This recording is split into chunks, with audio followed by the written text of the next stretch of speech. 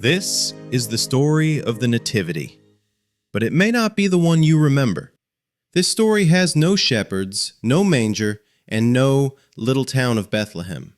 At least, not in the way you might think. This is Matthew's story, and he begins not with a baby, but with a royal decree.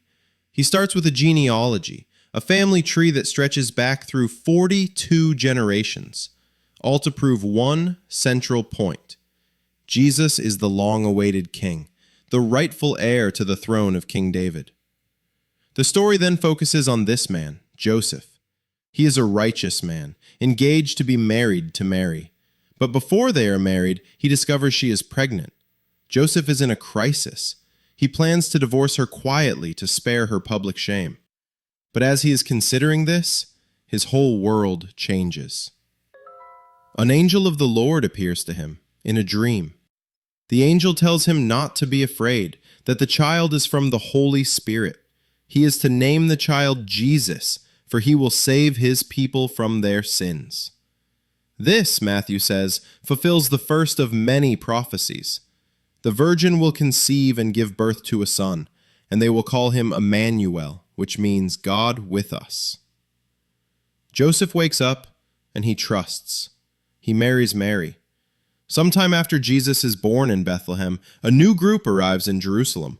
Not shepherds, but Magi, wise men from the east. They are stargazers, and they have seen a star rise that signals the birth of a new king. But they don't go to a stable. They go to the palace, to the court of the current and very paranoid King Herod. They ask, "Where is the one who has been born King of the Jews?" This question terrifies Herod. Herod calls in his advisors. They check the prophecies and find one in Micah. "But you, Bethlehem, from you will come a ruler." Herod summons the Magi in secret. He tells them to find this child and to report back, so that he too may worship him. The star guides the Magi to Bethlehem, but Matthew's story is different. They don't find a manger. The text says the star stopped over the house where the child was. They enter, bow down, and worship. They present their gifts, gold for a king, frankincense for a god, and myrrh for his burial. That night, the Magi also have a dream. They are warned not to return to Herod. So they defy the king and return to their country by another road.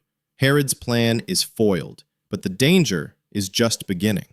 An angel appears to Joseph for a second time, again in a dream. "Get up," the angel warns. "Take the child and his mother and escape to Egypt. Herod is going to search for the child to kill him."